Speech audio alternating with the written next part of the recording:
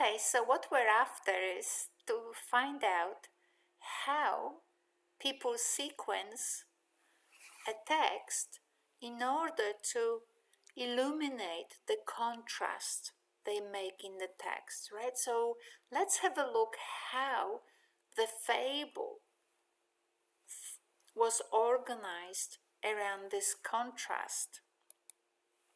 So what do we see first?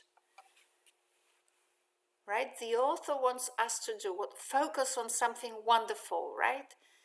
So it's the first contrast, it's the first move, we could say. So let me see if I can actually draw it somehow. So I'm trying to draw it. So insert text. So we put it here, a little box. And we'll say focus, right? So the focus is here. So the focus is the first stage of the text, right? What do we have here? Hopping, chirping, this is the focus. The focus is this happy grasshopper, right? So the story starts with the focus, and the author wants us to feel the joy and the laziness of summer. But then, look at this, an end passed by. Yeah, so, oh, look at this, change of emotion. Something is changing, right? There's a conflict here. So it's the second contrast is coming. So here's one contrast, so it's contrast one, and here's contrast two. It's a disturbance, right? Oh, we don't have enough room here. I just have to do this. Right, so first we had a focus, which was the contrast one was set up, and the next one is contrast two, disturbance, right? We are now contrasted. We have this joyful summer contrasted with the hardworking end, right? So now there's a change of emotion, first from being carefree to this hardworking end. So there's a stage. So that's how the author sequences the text, right? First introduces us to this leisure, and then contrast two is coming. And then what happens next? Then what we have is a dialogue. That's right, they talk to each other. Right? They reflect on what? Dialogue on contrast. Dialogue on contrast. Look at this. Why are you doing all this stuff? Come and chat with me. Have a good time with me. We can die together in winter. Not quite, right? But yes, right? So there's this dialogue now. So first, all is well. Then next is second contrast, right? So we have now this disturbance. It breaks with the initial focus. Then we have dialogues on problem. And then what happens? Well, we have what I call, you may have different words, development. So what happened, right? So development is basically, so now we know, we've had a little bit of a chat about the problem. So what happened? So how are we going about the problem?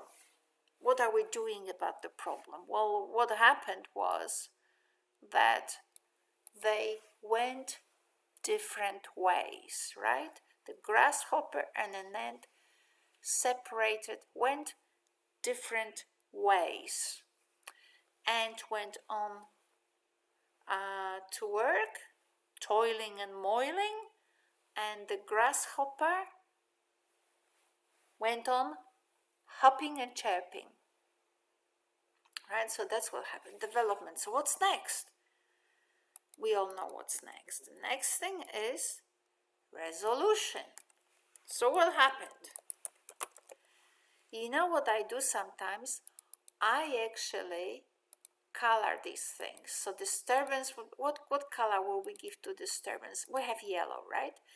To this one we will give blue. Do we have blue here? Oh, this blue. Development is sort of reddish, so let's see whether we can find it here. Like that, okay, because it gives us, we can see the text. Now resolution is, we need to find a color for it, friends. So let's select it. What's the color here? Resolution, okay, we'll give it green. So what happened? They parted their ways, right? So the grasshopper and the ant parted their ways. Each went on their own way. So what's the finding of the story? What's the finding? So what has actually happened as a result?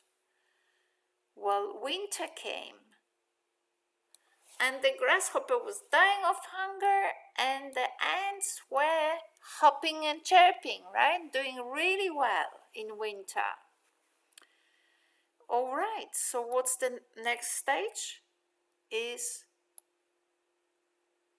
lesson, right? It's the moral, the message to take home, right? Every story has a message to take home, and the message needs to be precise. It's not like, oh, I hope this and this will happen. No, it's a precise message, right? What is the moral of the story? Notice that the moral is it's best to, right? It's best to do what? To prepare. It's best to study. It's best to do something, right? It's best to prepare for the days of necessity. Let's give it a color. Let's give it a different color. So we've got all of those. Do we have some other color that we could use and still see the text? We've already had gray. This we can't really see the text. Red one? All right, the red works well. Okay, so look at this, friends. We have all these, so we can actually organize them beautifully. So we go to align and we'll align to the left. They all moved. Lovely. So yeah, so first we have a focus, which is the first scene, right? That's sort of the one that makes you relate to summer as a gorgeous day. It's a summer, it's in a countryside, it's what?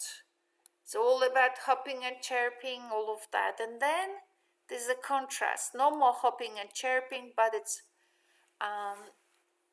toiling and moiling here, you know, bearing along with great toil, with great hard work, carrying corn, right? So it's disturbance.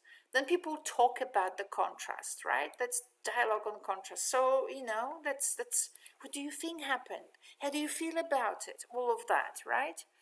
And then there's development. So what happened as a result of the contrast? Well, they parted their ways. Well, as a result, what eventuated? Well, grasshopper died. And then there's a resolution. It is best to. Isn't it interesting? So now on one slide, we have a lot of text, right? We have things about how authors use words to create contrast and to tell the story. And now we, in these little colorful boxes, we were able to actually identify the stages in the text to illustrate how this contrast was manipulated or by the author or created into a message to take home, how this contrast was then formed or shaped by the author for us to understand the moral. So first it was this beautiful focus, right? Oh, it's all good. Then the problem happened, right? Problem. and then there was a discussion on problem, then things happened, and then life brought some solution or resolution. And now the moral is moral. Let's call it moral. The moral is it's the lesson to take home. What's the lesson to take home? It's best to prepare, right? So every moral has this structure. It's best to prepare. People may word it differently, but that's what the moral means. It is best to do this. It is best to do that. That's the core structure of the moral. Anyway, hopefully we learned something from it, and we will now be able to move to other texts so that we can see how all this was helpful for us to analyze other texts. We will be looking at how different texts set up contrast, with what words or word groups to communicate the contrast, so that we actually feel connected or impacted by those word groups. And then we will also see how the sequence of those texts develops for us to understand the story or the meaning of that contrast in relation to the characters. Anyway, so I'm looking to the next week and new videos and to your discussions and to your learnings.